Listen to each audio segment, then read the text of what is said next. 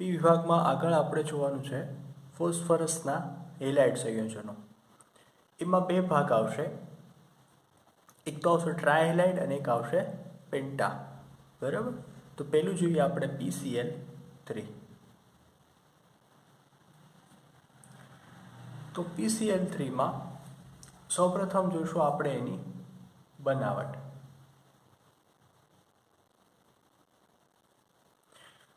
તો બનાવટમાં જે સફેદ ફોસ્ફરસ છે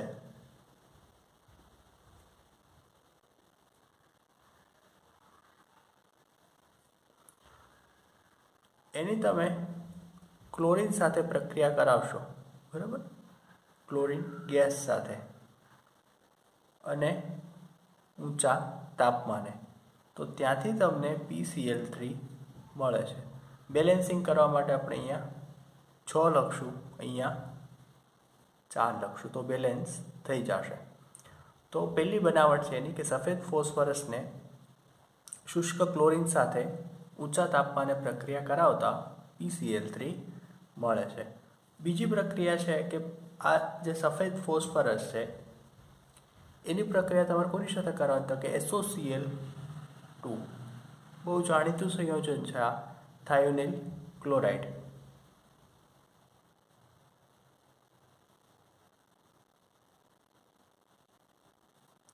તો થાયોનિલ ક્લોરાઇડ સાથેની જે પ્રક્રિયા છે એનાથી પણ તમને ટ્રાયક્લોરાઇડ મળે છે. એટલે કે પહેલી નિપજ તો આપણી ફિક્સ જ છે PCl3. ઉપનિપજ તરીકે અહીંયા SO2 વાયુ અને H2Cl2 આ પણ ગેસ સાથે મળે છે. આને કહેવાય છે સલ્ફર ક્લોરાઇડ. આને શું કહેવાય છે? Sulphur chloride. બરાબર. તો સલ્ફર ક્લોરાઇડ, SO2 અને PCl3 જ્યારે તમે સફેદ ફોસ્ફરસની થાયોનિલ ક્લોરાઇડ સાથે પ્રક્રિયા કરાવો તો ત્યાં તમને તે નિપજ તરીકે જોવા મળશે. બરાબર. તો આ થઈ તેની બનાવટની રીત. હવે જોઈએ તેના ભૌતિક ગુણધર્મો.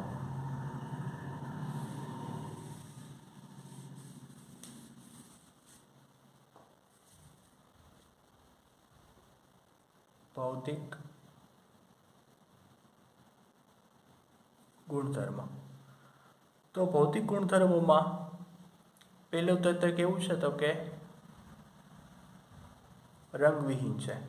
બરાબર. અને ધુમાયમાન પ્રવાહી છે. બરાબર. રંગવિહીન છે અને કેવું છે? ધુમાયમાન પ્રવાહી છે. ધુમાયમાન એટલે કે થોડું જેનું પ્રવાહી હોય કેવું હોય? ધૂંધળા જેવું હોય. બરાબર. તમને તે ધુમાયમાન હોય તેવું લાગશે. તેનો આકાર કેવો છે? પિરામિડલ છે. આકાર પિરામિડલ છે. બરાબર. પછી તેની દ્રાવ્યતા જોઈએ તો કે શેમાં દ્રાવ્ય થાય, તો કે બેન્ઝીન, બીજું છે ક્લોરોફોર્મ,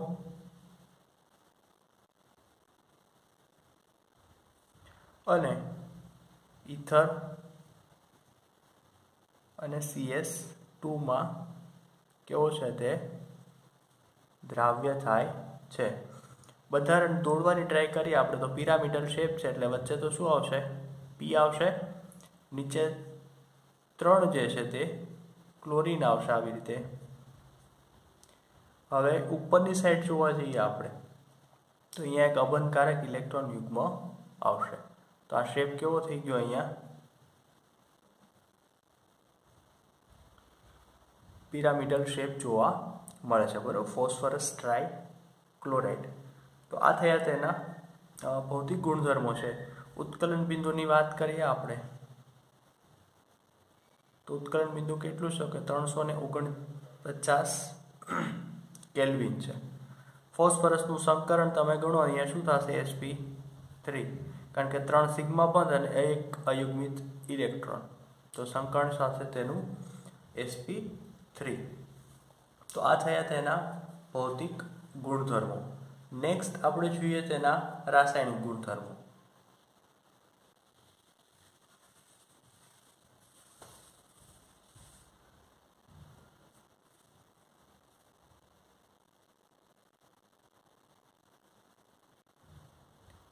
રાસાયણિક ગુણધર્મો. તો રાસાયણિક ગુણધર્મોમાં સૌપ્રથમ કે PCl3 છે એ હવા કે પાણીના સંપર્કમાં આવે તો ધુવાડો ઉત્પન્ન કરે છે. PCl3 હવા કે પાણીના સંપર્કમાં આવતા ધુમાડો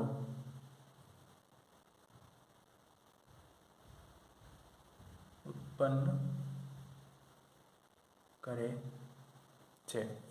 બરાબર. તો એ જેવો હવા કે પાણીના સંપર્કમાં આવશે એટલે તરત કેવું કરશે, તે ધુમાડો ઉત્પન્ન કરશે. આપણે એના ભૌતિક ગુણધર્મોમાં જોયું હતું કે કેવું છે, તે ધુમાયમાન પ્રવાહી છે. તો આ એક તમને સૌપ્રથમ એની રાસાયણિક ગુણધર્મ આપેલો છે કે તે ભેજની અથવા તો પાણીની સાથે પ્રક્રિયા કરશે તો એ રિએક્શન ત્યાં આપશે. પ્રક્રિયા શું થશે એની, તો કે આ PCl3 આપણે એને પાણી સાથે રિએક્શન જોઈએ તો એમાંથી શું બનાવશે, તે ફોસ્ફરસ એસિડ, બરાબર, કે H3PO3 અને HCl રિલીઝ થશે. બરાબર. આ બંને એક વશમાં જશે કારણ કે આ વોટર છે. બરાબર. અહીંયા ઘણી જગ્યાએ AQ લખેલો છે. શું કામ, તો કે આ પાણી તો તમે લિક્વિડમાં જ લીધું છે. બરાબર. અને PCl3 એ કેવો છે, લિક્વિડ. તો આ બંને સોલ્યુશન જલીય જ મળશે તમને. પરંતુ જેવો આના કોન્ટેક્ટમાં આવશે તો એમાંથી શું ઉત્પન્ન થશે, ત્યાં ધુવાડો ઉત્પન્ન ત્યાં થાય છે. કારણ કે PCl3માં જે P અને Cl બંધ હોય ને એ કેવા થાય, તૂટે અથવા તો એનું વિઘટન થાય અને શેમાં પરિણમે, H3PO3માં. એને લીધે થઈ અને તેમાં ધુવાડો ઉત્પન્ન થાય છે. ત્યારબાદ બે રિએક્શન આપેલી છે તમને કે CH3COOH અને C2H5OH એટલે કે આલ્કોહોલ અને કાર્બોક્સિલિક એસિડ સાથે તે કઈ રીતે રિએક્શન આપે છે. તો પહેલી રિએક્શન છે એની PCl3 એક જ પ્રક્રિયક છે આપણી પાસે. તો એક રિએક્શન જે તેની આપેલી છે એ છે CH3COOH સાથે.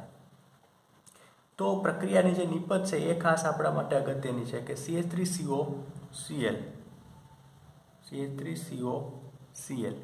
બરાબર, એસિડ ક્લોરાઇડ મળશે અહીંયાથી તમને, અને પ્લસ H3PO3. આ તો બંનેમાં જોવા મળશે. ત્યારબાદ આના PCl3ની તમે કદાચ આલ્કોહોલ સાથે રિએક્શન કરાવો, C2H5OH, બરાબર. તો આલ્કોહોલ સાથે તમે રિએક્શન કરાવશો તો પણ તમને H3PO3 તો જોવા મળવાનું જ છે. પરંતુ બીજી નિપજ શું મળે છે, તો કે CH3CH2Cl. OH નીકળશે અને એની જગ્યાએ એક Cl એમાં જોડાઈ જાય છે.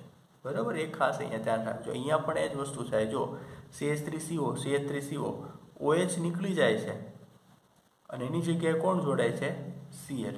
બાકી કંઈ ફેર છે નહીં. તો તમને આ પ્રક્રિયા પૂરી કરવાવાળામાં આવા પ્રશ્નો પૂછાય છે ખાસ કે PCl3 આપી દે, એની સાથે આ બેમાંથી એકાદું હોય અને પ્રશ્ન પૂછાવ બદલે શું, તો કે એની જગ્યાએ બદલે CH3ની જગ્યાએ કંઈક મોટી ચેઇન મૂકી દે કે C2H5ની જગ્યાએ મોટી ચેઇન મૂકી દે. તો આપણે એમાં કાંઈ ફેર કરવાનો નથી નિપજમાં.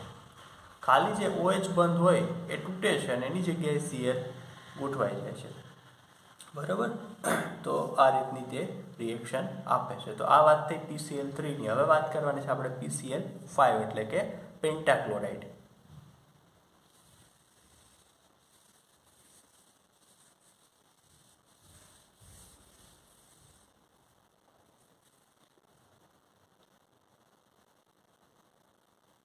PCl5 એટલે કે ફોસ્ફરસ પેન્ટાક્લોરાઇડ. તો સૌપ્રથમ જોઈએ એની બનાવટ. તો PCl5ની જે બનાવટ છે એમાં તમારે શું કરવાનું છે, તો આગળ આપણે જોયું હતું કે સફેદ ફોસ્ફરસને ક્લોરીન જે વાયુ છે એના સાથે રિએક્શન કરાવવાની. તો અહીંયા પણ રિએક્શન એ જ છે, પણ અહીંયા જોજો ખાસ તફાવત શું છે કે અહીંયા પણ તમારે લેવાનું શું છે, સફેદ ફોસ્ફરસ. એની હાજરીમાં ક્લોરીન સાથે પ્રક્રિયા કરવાની. પણ ક્લોરીન કેટલો લેવાનો છે અહીંયા, વધુ પ્રમાણમાં.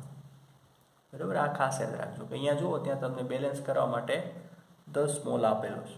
તો વધારે પ્રમાણમાં ટૂંકમાં ક્લોરીન લેવાનો છે તો ત્યાંથી શું બનશે, PCl 5 બરાબર. તો આ 4 મોલ બનશે. તો વધુ પ્રમાણમાં જ્યારે તમે Cl2 લ્યો છો ત્યારે તે ફોસ્ફરસ પેન્ટાક્લોરાઇડ બનાવે છે. ઓછા પ્રમાણમાં Cl2 લેશો તો તે શું બનાવશે? ટ્રાયક્લોરાઇડ. બરાબર. તો આ એક એનો ડિફરન્સ છે કે તેની બનાવટમાં આ વસ્તુ જોવા મળે છે. અગેન આની પણ તમે થાયોનિલ ક્લોરાઇડ સાથે પ્રક્રિયા કરાવશો, બરાબર, કે સફેદ ફોસ્ફરસની. પહેલાંની આપણે થાયોનિલ ક્લોરાઇડ સાથે કરાવતા, આની શેની સાથે કરશો? સલ્ફ્યુરાઇલ ક્લોરાઇડ SO2Cl2.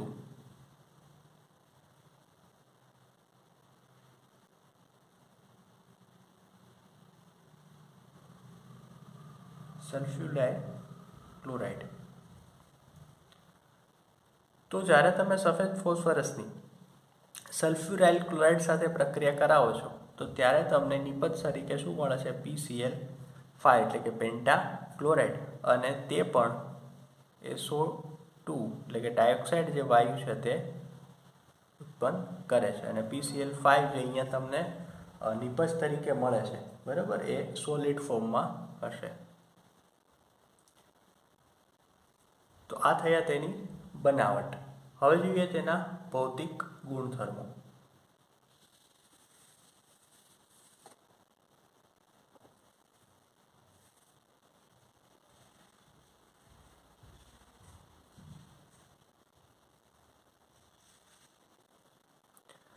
તો PCl5 ના જે ભૌતિક ગુણધર્મો છે, તો એ PCl5 છે કેવો છે? પીળાશ પડતો સફેદ રંગનો ઘન પદાર્થ છે. PCl5 પીળાશ પડતો સફેદ પાવડર છે.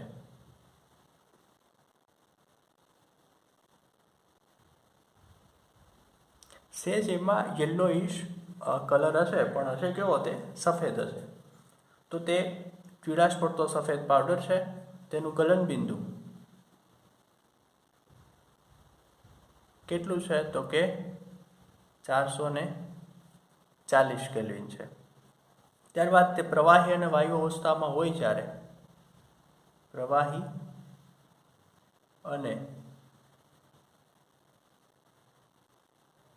વાયુ અવસ્થામાં PCl5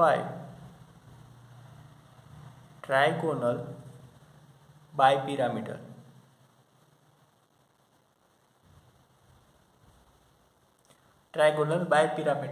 આકાર ધરાવે છે.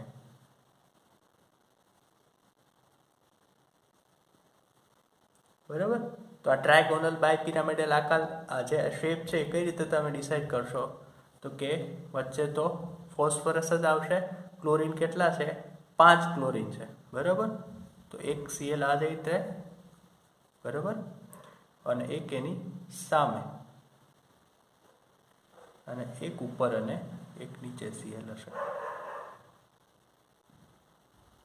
તો આ રીતનો શેપ ને જે શું કહેવાય છે? તો કે ટ્રાયગોનલ બાયપિરામિડલ. બરાબર. શેપને તમે આ રીતે કનેક્ટ કરી શકો.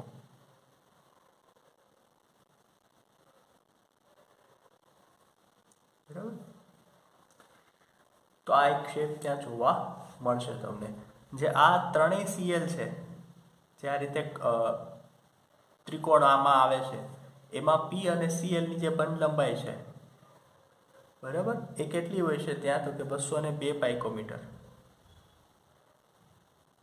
અને આ જે એક્સિસ ઉપર બે Cl છે, એક ઉપરનો Cl અને એક નીચેનો Cl, તેની લંબાઈ હોય છે 240 પાઇકોમીટર. આ એક ખાસ યાદ રાખજો કે બંધ લંબાઈ, તો કે આ જે ત્રિકોણના ત્રણેય Cl છે એ ત્રણેયની ફોસ્ફરસથી ક્લોરીન સુધીની લંબાઈ કેટલી હશે? 202 પાઇકોમીટર. જ્યારે આ એક્સિસ ઉપર છે, ઉપર અને નીચે, એ બંનેની ફોસ્ફરસથી લંબાઈ કેટલી હશે? તો કે 240 પાઇકોમીટર એની લંબાઈ હોય છે. બરાબર. તો આને નિરક્ષરીય કહેવાય છે. આ ત્રણેય Cl છે ને, એને કેવા કહેવાય?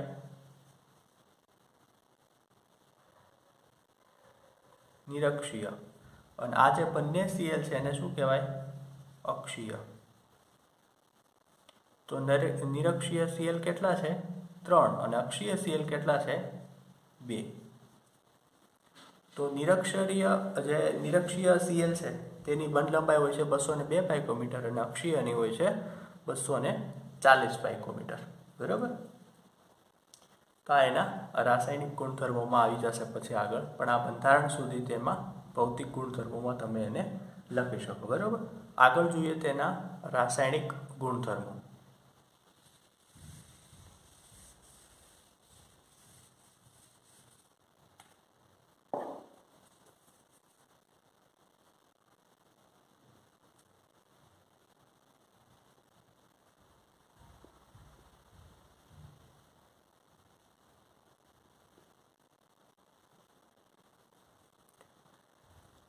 તો રાસાયણિક ગુણધર્મોમાં સૌપ્રથમ કે આપણે એને ભેજ સાથે તો પાણી સાથે પ્રક્રિયા કરાવો છો તમે, તો તે શું બનાવે છે? તો કે ફોસ્ફરસ ઓક્સીક્લોરાઇડ, બરાબર. એમાં તે રૂપાંતરણ પામે છે, એટલે કે PCl5 જે છે એની જ્યારે તમે ભેજ સાથે એટલે H2O ખરું, પણ કેમાં? ગેસિયસ સ્વરૂપમાં, બરાબર. PCl5 કેવું છે? સોલિડ છે. તો એ જેવો હવાના ભેજ સાથે સંપર્કમાં આવે એટલે તે શું બનાવે છે? તો કે એનું જળ વિભાજન થઈ અને ફોસ્ફરસ ઓક્સીક્લોરાઇડ એટલે કે POCl3, ફોસ્ફરસ ઓક્સીક્લોરાઇડ, તો આની તે રચના કરે છે. અને બીજું શું મળે છે? તો કે HCl, બરાબર. બેલેન્સિંગ તમે જાતે હવે કરી શકો છો. તમે બેલેન્સ કરશો એટલે અહીં HCl કેટલા આવશે? 2 આવશે. તો તે POCl3 બનાવે છે, બરાબર, ફોસ્ફરસ ઓક્સીક્લોરાઇડ.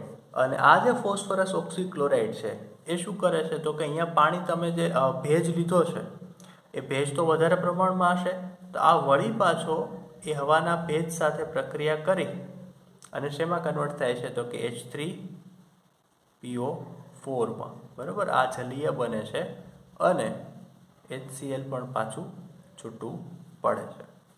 તો આ રિએક્શન ખાસ જોજો કે જ્યારે PCl5 હવાના ભેજના સંપર્કમાં આવે ત્યારે સૌપ્રથમ તે ફોસ્ફરસ ઓક્સીક્લોરાઇડમાં રૂપાંતરણ પામે છે, અને આ ફોસ્ફરસ ઓક્સીક્લોરાઇડ વળી પાછો હવાના ભેજના સંપર્કમાં આવતા H3PO4માં રૂપાંતરણ એટલે કે ફોસ્ફોરિક એસિડ બને છે. આને શું કહેશું આપણે? Phosphoric acid. આ આપણે જોઈ ચૂક્યા છીએ બધા સંયોજનો. તો આ તેની હવાના ભેજ સાથે પ્રક્રિયા છે. તો આ રીતનું સંયોજન તે આપે છે. ત્યારબાદ બીજી રિએક્શન જોઈએ.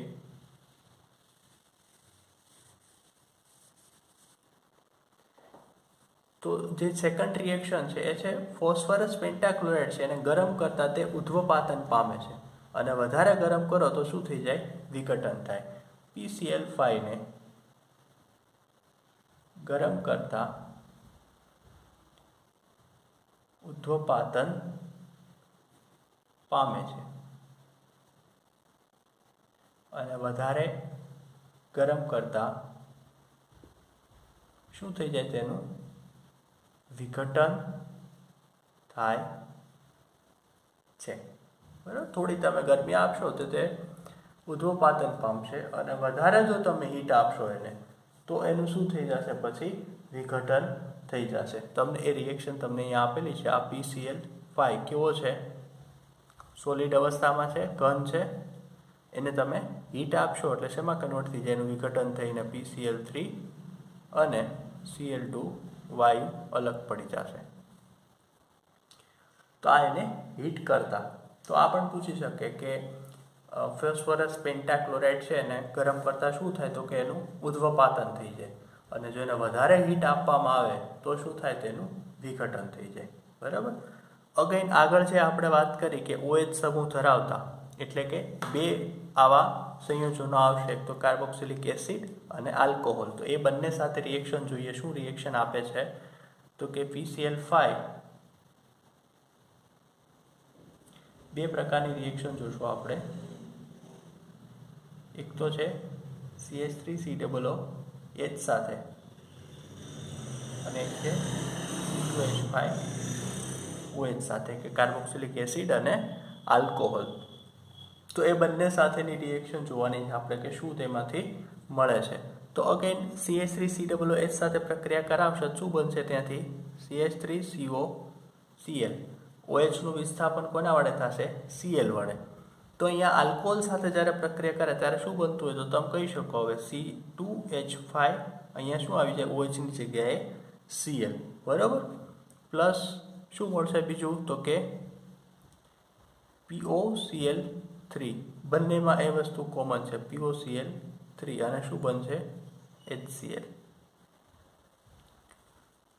તો આ રિએક્શન જોજો ખાસ કે PCl3 ની OH સમૂહ ધરાવતા તત્વો સાથે પ્રક્રિયા અને PCl5 ની OH સમૂહ ધરાવતા તત્વો સાથે પ્રક્રિયા. તો આ બંને તો જો આગળનામાં સેમ રહેશે, પણ જે PCl3 હતો ત્યાં તમને બીજી નિપજ કઈ મળતી હતી? તો કે H3PO3 મળતી હતી. અહીંયા બીજી નિપજ કઈ મળે? તો કે POCl3 અને HCl. અહીંયા પણ POCl3 અને HCl. તો આ એક નોટિસ કરજો તમે, બરાબર. તો આ થઈ તેની આ OH સમૂહ ધરાવતા તત્વો સાથે પ્રક્રિયા. બીજું આગળ જોઈએ તેનું કે ધાતુના ટુકડા સાથે કઈ રીતે રિએક્શન કરે છે.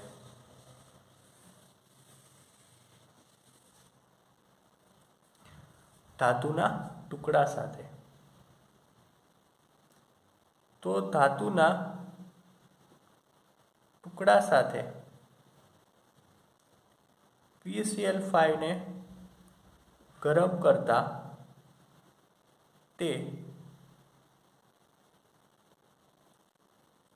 અનુવર્તી ધાતુ ક્લોરાઇડ બનાવે.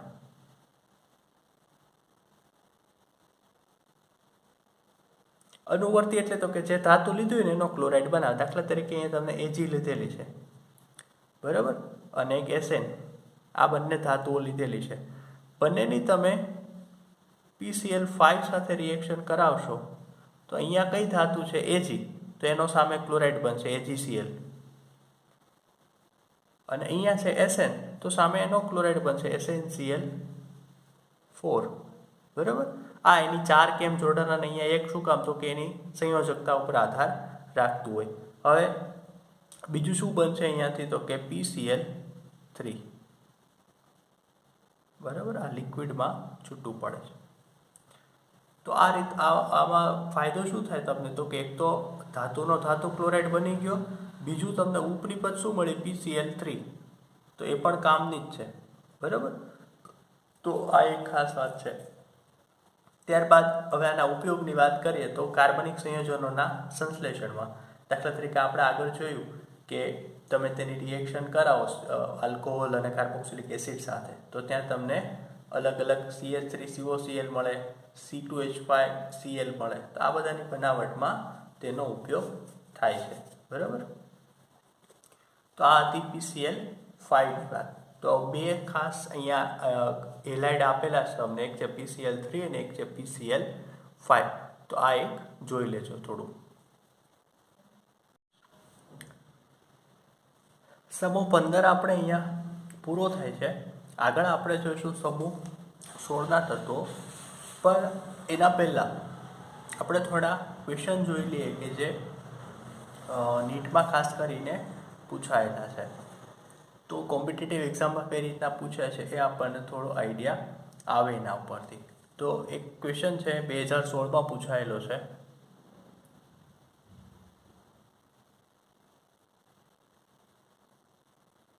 પ્રશ્ન એવો છે કે આપેલા ઓક્સો એસિડ માટે સાચું વિધાન જણાવો.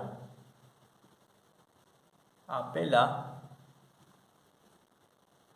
ઓક્સો એસિડ માટે સાચું વિધાન જણાવો. હવે અહીંયા જે આપણે ફોસ્ફરસના ઓક્સો એસિડ જોયા એની વાત કરેલી છે. તો એમાં હું તો અત્યારે તમને જે સાચો ઓપ્શન છે એની જ વાત કરું છું, બીજા ખાલી બોલી જઈશ, લખતો નથી, બરાબર. તો આ આપણે જ્યારે આજે ઝૂમ મિટિંગ હતી તો એમાં આ પ્રશ્ન મેં સમજાવ્યો પણ હતો કે કઈ રીતે આન્સર આવે. તો આનો આન્સર એવો છે કે ફોસ્ફોનિક એસિડ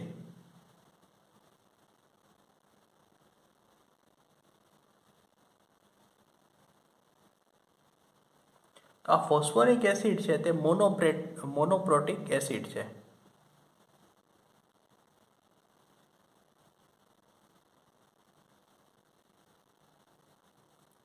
અને ફોસ્ફોનિક એસિડ છે, બરાબર, તે કેવું છે તો કે ડાયપ્રોટિક.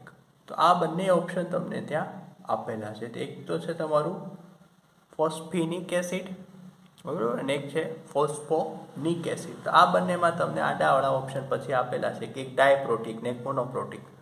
પછી એકમાં ઊંધું છે અને એક સી ઓપ્શન એવો છે કે બંને ટ્રાયપ્રોટિક છે અને ડી ઓપ્શન એવો છે કે બંને ડાયપ્રોટિક છે. તો આ વાત આપણે ત્યાં જ્યારે ઝૂમ મિટિંગ હતી ત્યારે સમજાતા કે ફોસ્ફોનિક એસિડ છે તે કેવું છે, ડાયપ્રોટિક છે.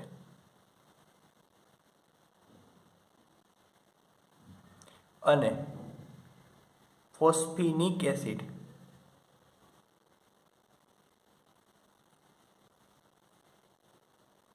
એ કેવું છે તો કે મોનોપ્રોટિક.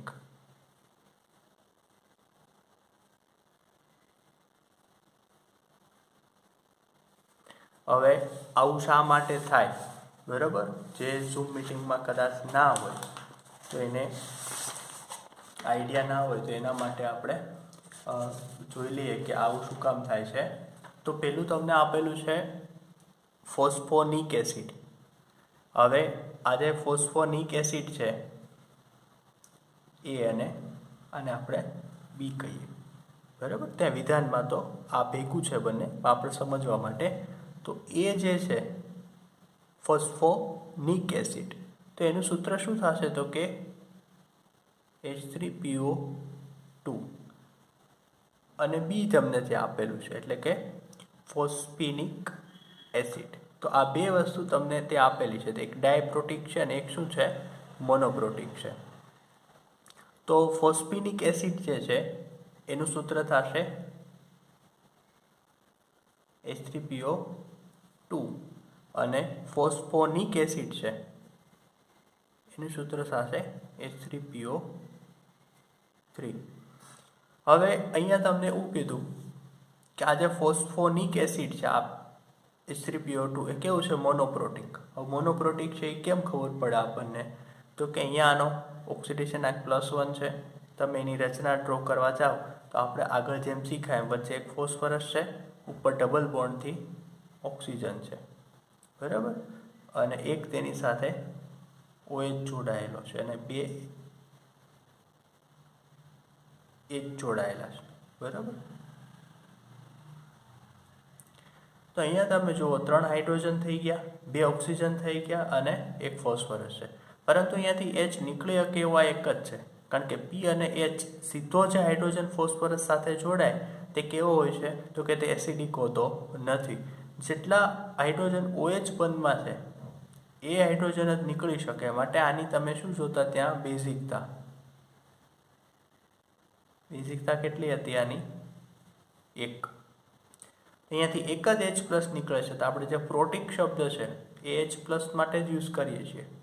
તો એક જ H+ નીકળે છે માટે જે આ ફોસ્ફોનિક એસિડ છે કેવું છે, મોનોપ્રોટિક. મોનો એટલે એક. જ્યારે તમે બીજાની વાત કરીએ આપણે એનું બંધારણ પણ જોઈએ તો એનું બંધારણ કઈ રીતે થશે H3PO3 નું. તો અગેન P ડબલ બોન્ડ આટલું તો ફિક્સ જ છે, બરાબર. હવે શું જોવાનું છે કે અહીંયા ઓક્સિજન 3 છે, એક તો અહીંયા યુઝ થઈ ગયો, 2 ઓક્સિજન વધ્યા એ સિંગલ બોન્ડથી. તો આ બંને સાથે હાઇડ્રોજન પણ જોડાશે અને હવે એક હાઇડ્રોજન વધે એ આની સાથે. તો અહીંયા H કેટલા નીકળી શકે, 2. તો આની બેઝિકતા અમે કહેતા હતા કેટલી છે, 2. બેઝિકતા 2 છે અને 2 H+ નીકળે છે માટે આ કેવું છે, ડાયપ્રોટિક છે, બરાબર. તો આ રીતે તમે તેની ગણતરી કરી શકો. તો આવા ક્વેશ્ચન ઘણી બધી વાર પૂછાય છે.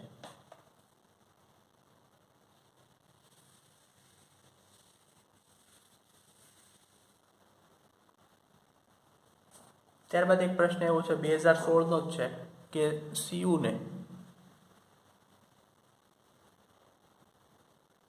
સાંદ્ર HNO3 સાથે ગરમ કરતા શું મળે. તો આપણા એસિડની ધાતુ સાથે પ્રક્રિયા જોઈ હતી.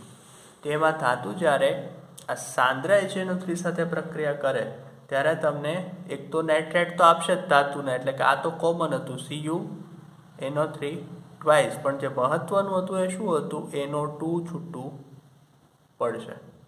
બરાબર, જો સાંદ્ર HNO3 હોય તો આપણે જ્યારે HNO3 ની વાત કરી નાઇટ્રિક એસિડ ત્યારે આ વસ્તુ સમજાય. તો આ 4 માર્કમાં પૂછાય આવો પ્રશ્ન. હવે તો ઇઝી કહેવાય ઘણું.